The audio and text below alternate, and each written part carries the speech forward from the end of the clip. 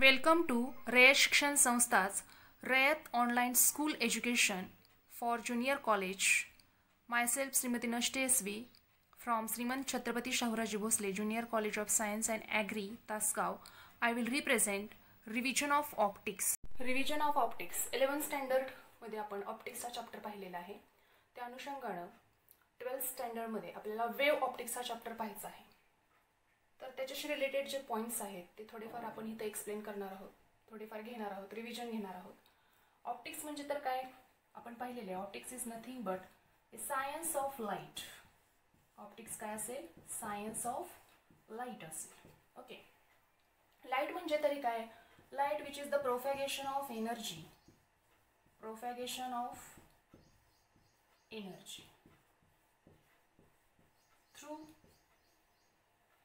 A medium और through a vacuum. म्हणजे medium absent असेल, मीडियम प्रेझेंट असेल तरी सुद्धा त्याच्यामधून लाईट काय होणार आहे? जाणार आहे. आता ह्याचं जे नेचर असेल लाईटचं ते कसं असेल? ट्रान्सवर्स नेचर असेल, ट्रान्सवर्स नेचर. शिवाय according to Maxwell's equation light is an electromagnetic wave. Electromagnetic wave म्हणजे it consist of electric as well as magnetic field. आणि त्याच्यावरून त्याची जी व्हेलॉसिटी आहे लाईटची ती आपण फॉर्म्युला असा पुट करू शकतो. C is equal to 1 upon square root of mu epsilon, where mu is the permeability of the medium, epsilon is the permittivity of the medium. आणि ह्याचं जर आपण कॅल्क्युलेशन केलं तर 299,792,458 मीटर पर सेकंड एवढी व्हॅल्यू येते. पण आपण आपल्या कन्व्हिनियन्ससाठी C is equal to 3 × 10⁸ metre per second घेतो. आता याच्यामध्ये लाईटचं जे नेचर असेल आपण इथं म्हणतो इलेक्ट्रोमॅग्नेटिक वेव्ह, पण कधी कधी लाईट पार्टिकलच्या फॉर्ममध्ये सुद्धा आपल्याला मिळत असेल. तर light having dual nature, light having dual nature. According to quantum theory light consists of particles called photons, and according to classical theory light consists of wave. आता आपल्याला 12th स्टँडर्ड मध्ये जो चॅप्टर पाहायचा आहे वेव्ह ऑप्टिक्स, त्याच्यामध्ये आपण लाईटचं nature हे वेव्ह नेचरच पाहणार आहोत.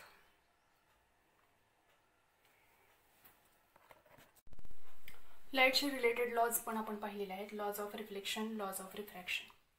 लॉज ऑफ रिफ्लेक्शन मध्ये incident ray, normal, reflected ray which lie on either side of the normal. म्हणजे इन्सिडेंट रे असेल, रिफ्लेक्टेड रे असेल which lie on either side of the normal. शिवाय angle of incidence is equal to angle of reflection, हे देखील आपण पाहिलेलं आहे. Laws of refraction मध्ये इन्सिडेंट रे, रिफ्रॅक्टेड रे ही n नॉर्मल असेल. Incident ray, refracted ray lies on either side of the normal but in different medium. Okay, and Snell's law, that is sin I upon sin R is equal to n2 upon n1, where n2 which is the refractive index for second medium, n1 refractive index for first medium. आता refractive index म्हणजे काय? तर n is equal to c upon v. It is the ratio of velocity of light in vacuum divided by velocity of light in medium. Okay, किंवा refractive index can be defined that it is the measure of bending of light. It is the measure of bending of light when it passing through passing from one medium into another medium.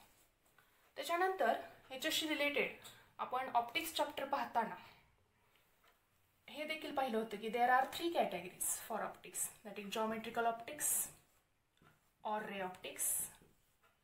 Second physical optics और wave optics. Third particle nature of light. आता ह्याचा फायदा काय? Geometrical optics और ray optics मध्ये आपण reflection, refraction, total internal reflection, double refraction ह्या phenomenon explain करू शकतो.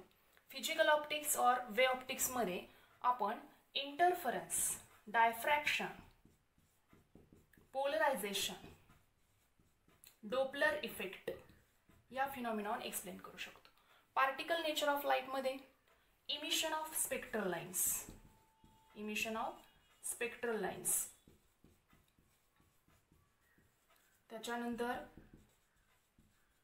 फोटो इलेक्ट्रिक इफेक्ट, त्यानंतर कॉम्प्टन इफेक्ट हा आपण एक्सप्लेन करू शकतो.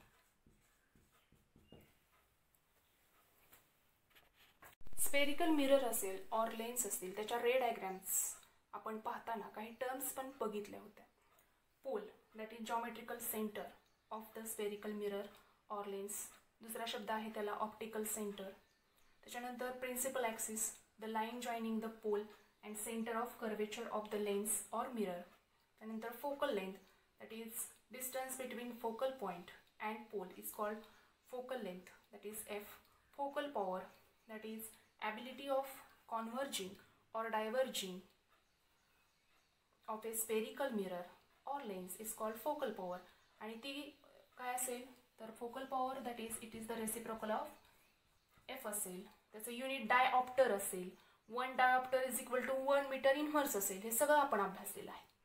आता त्या रे डायग्राममध्ये जो पोल असेल, फोकल लेंथ असेल, ती घेताना किंवा तिथले डिस्टन्स घेताना आपण कसे घेतो साइन कन्व्हेन्शन. तर हा जर पोल असेल, पोलच्या लेफ्ट साईडचे जे डिस्टन्स आपण कन्सिडर करतो ते निगेटिव्ह असतील, पोलच्या राईट साईडचे असतील ते पॉझिटिव्ह असतील. प्रिन्सिपल ॲक्सिसच्या वरतीचे जे डिस्टन्स असतील ते पॉझिटिव्ह असतील. प्रिन्सिपल ॲक्सिसच्या बिलो म्हणजे त्याच्या खालचे जे डिस्टन्स असतील ते काय असतील निगेटिव्ह असतील. त्याच पद्धतीनं कोणतीही री डायग्राम काढत असताना आपण लेफ्ट साईडकडून कुठं जाणार आहोत, राईट साईडकडं जाणार आहोत. Object distance RO that is real object. Object distance दाखवताना U न दाखवणार आहे. इमेज डिस्टन्स दाखवताना आपण V न दाखवणार आहे. हे आपण अभ्यासलेलं आहे सगळं. त्याच्यावरती आधारित जर आपण MCQ पाहिला, suppose which of the following is the true about light. First option it having transverse nature. Second, it does not propagate through vacuum. Third, its maximum speed is approximately 3 × 10⁹ meter per second. Fourth, it having heterogeneous medium. आता ह्याच्यामध्ये जर आपण गडबडीत जर उत्तर दिलं किंवा आपण जर सोडवलं तर आपण इथं फसू शकतो.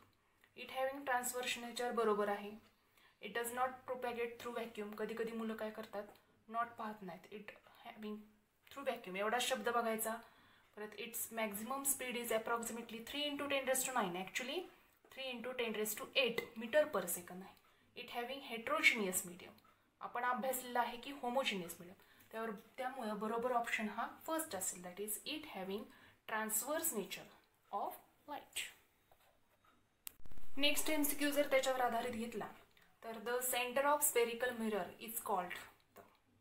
First option principal focus, second pole, third principal axis, the centre of curvature. आता ह्याच्यामध्ये पोल आणि सेंटर ऑफ कर्वेचरमध्ये गफलत होण्याची शक्यता आहे. कारण पोल म्हणजे काय असतो, centre of geometric that is geometrical centre. Okay, आणि हा नुसता सेंटर ऑफ कर्वेचर, त्यामुळे जम्बलिंग होण्याची शक्यता आहे. तर इथं उत्तर जे आहे ते काय आहे, पोल हे आहे. राईट डाऊन करून घ्यायचं आहे सगळ्यांनी. Next MCQ. The image formed by a concave mirror is observed to be virtual, erect and larger than the object. Then the position of the object must be option A आहे between the focus and center of curvature. Second जो आहे तो at the center of curvature. Third beyond the center of curvature and fourth between the pole of the mirror and the principal focus. आता ह्याच्यामध्ये आपण concave mirrorचा chart 11th स्टँडर्डला पाहिलेला आहे. Position of object आणि पोझिशन ऑफ इमेज असे 2 column आहेत. U is equal to infinity म्हणजे जर ऑब्जेक्ट डिस्टन्स हे इन्फिनिटीला असेल तर इमेज डिस्टन्स म्हणजेच V is equal to F that is focal length. U जर ग्रेटर दॅन ट्वाईस F असेल तर V म्हणजेच image distance is greater than twice F and less than F. U is equal to twice F असेल तर V is equal to twice F असेल. U greater than F आणि less than twice F असेल तर V which is greater than twice F असेल. U जर Fला असेल, U is equal to F असेल म्हणजेच ऑब्जेक्ट डिस्टन्स हे जर फोकल लेंथला असेल तर V म्हणजे इन्फिनिटला इमेज डिस्टन्स असेल. U लेस दॅन F असेल म्हणजेच फोकल लेंथपेक्षा ऑब्जेक्ट डिस्टन्स जर कमी असेल तर इमेज डिस्टन्स आणि ऑब्जेक्ट डिस्टन्समध्ये रिलेशन काय असेल, that is V which is greater than you. मग आपला जो MCQ आहे त्याचं उत्तर जे आहे ते आहे between the pole of the mirror and the principal focus आहे, तो म्हणजे lateral magnification. That is small m is equal to V upon U. Definition आपण ती पाहिलेली आहे. Ratio of linear size of image to that of the object measured perpendicular to the principal axis is defined as the lateral magnification. V that is image distance, U that is object distance. आता rainbow ही एक phenomenon आपण अभ्यासलेली आहे. Rainbow म्हणजे इंद्रधनुष्य, जो सर्वांच्या परिचयाचा आहे आणि लोकप्रिय सुद्धा आहे concept. It consist of VIBGYOR. व्हिबग्योरचा आता व्ही म्हणजे व्हायलेट, I मीन्स इंडिगो वगैरे ते दिलेलं आहे. B means blue, G green, Y yellow, O orange, R for red. Okay. आता रेनबो हा अजून आपण वेगळ्या पद्धतीनं त्याचं असं डिस्क्रिप्शन करू शकतो की आय कॅचिंग फिनॉमिना असेल. Rainbow which is the I catching phenomena असेल आणि तो एकतर सकाळी किंवा संध्याकाळी दिसत असेल, पूर्ण दिवस तो दिसणार नाही. रेनबो जो तयार होतो म्हणजेच इंद्रधनुष्य जो तयार होतो ते कॉम्बिनेशन कशाचं असतं तर सनलाईट आणि रेनी सीझन म्हणजे पाऊस आणि सनलाईट ह्या दोघांच्यामुळे रेनबो हा आपल्याला दिसतो.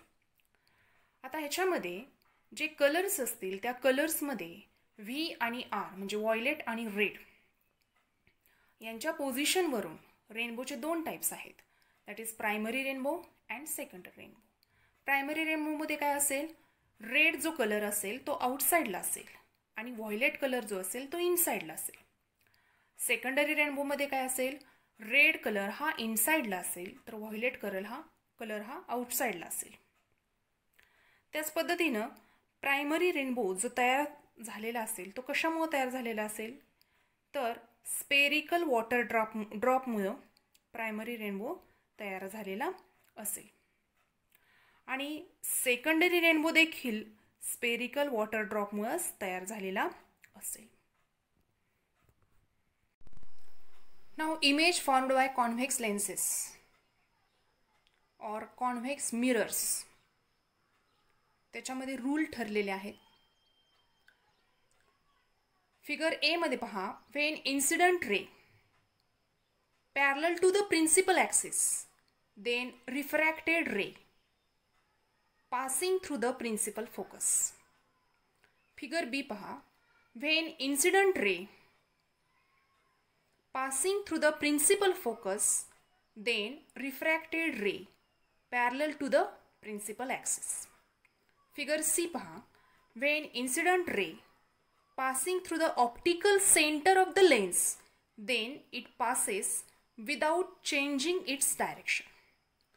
मिररच्या बाबतीत देखील हेच रूल्स असतील. म्हणजे कॉन्व्हेक्स मिरर्स जर आपण घेतले तर तेच रूल असतील. फक्त काय होईल, इन्सिडंट रे, प्रिन्सिपल फोकस हे सगळं येईल, फक्त रिफ्रॅक्शनच्या ऐवजी काय येईल, रिफ्लेक्शन येईल. कारण मिररमध्ये रिफ्लेक्शन होतं आणि लेन्सेसमध्ये रिफ्रॅक्शन होतं.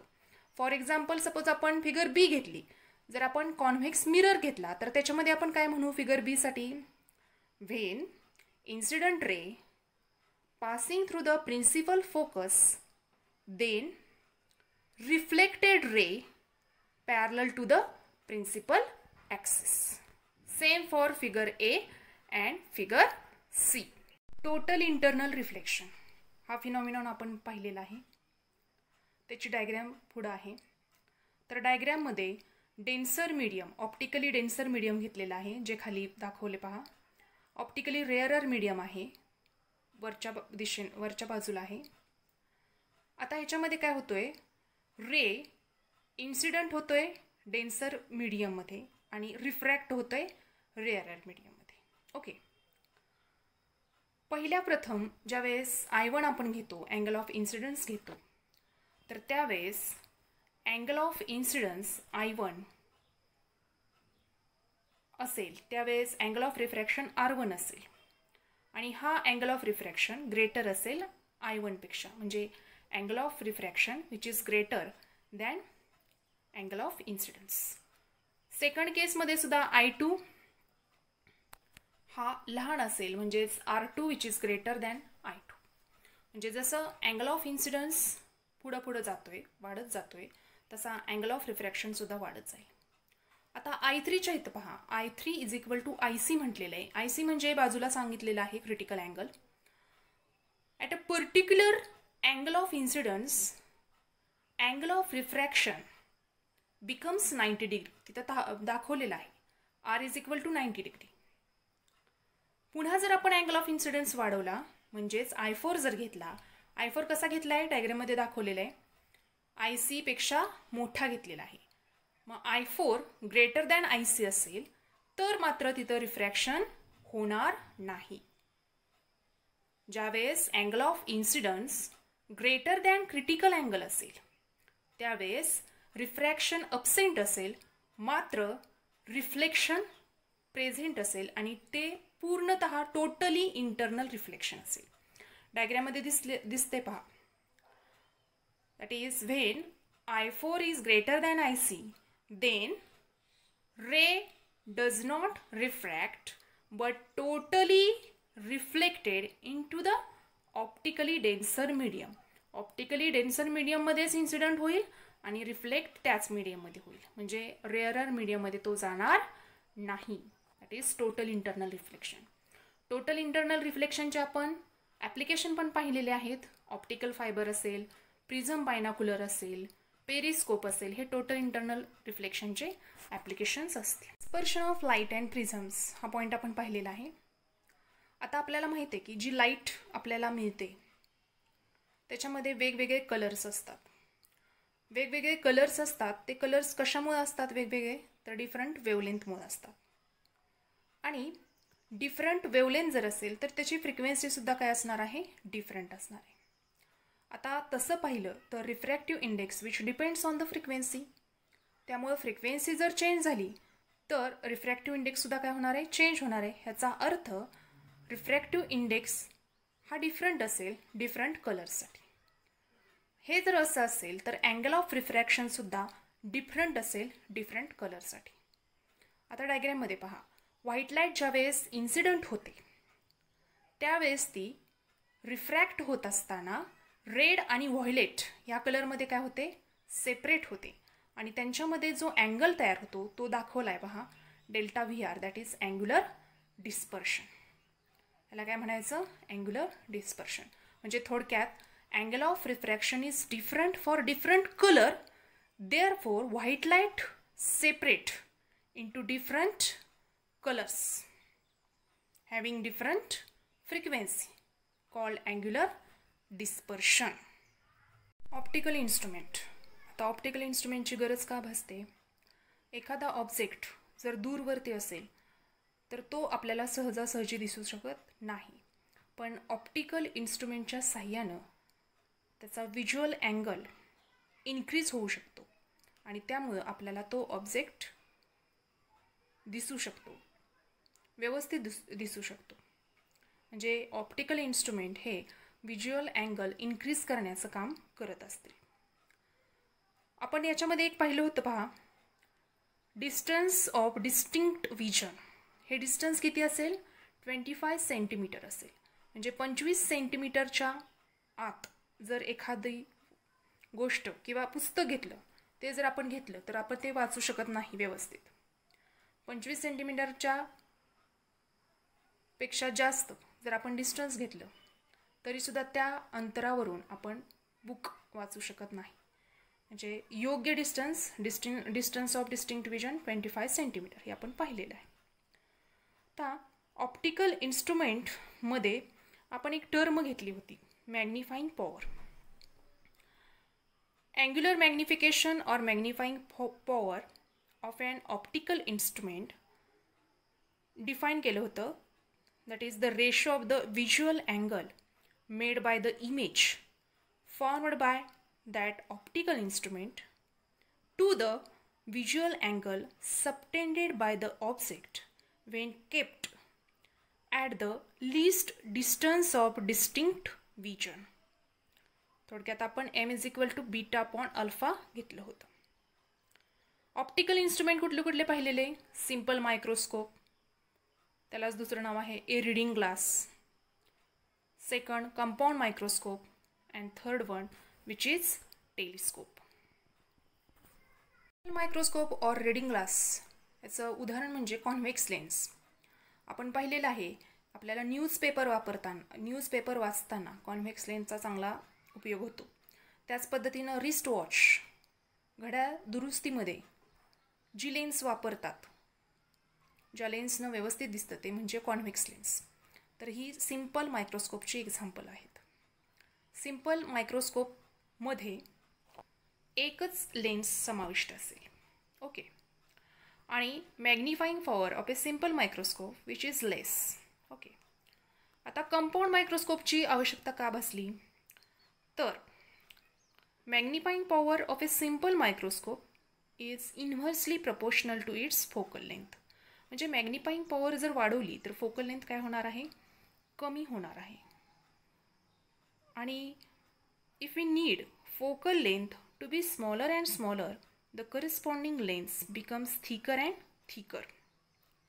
ज्यावेळेस आपल्याला फोकल लेंथ ही खूप लहान आवश्यक असते त्यावेळेस त्याची लेन्स कशी पाहिजे, थिकर हवी. मग अशा वेळेस आपण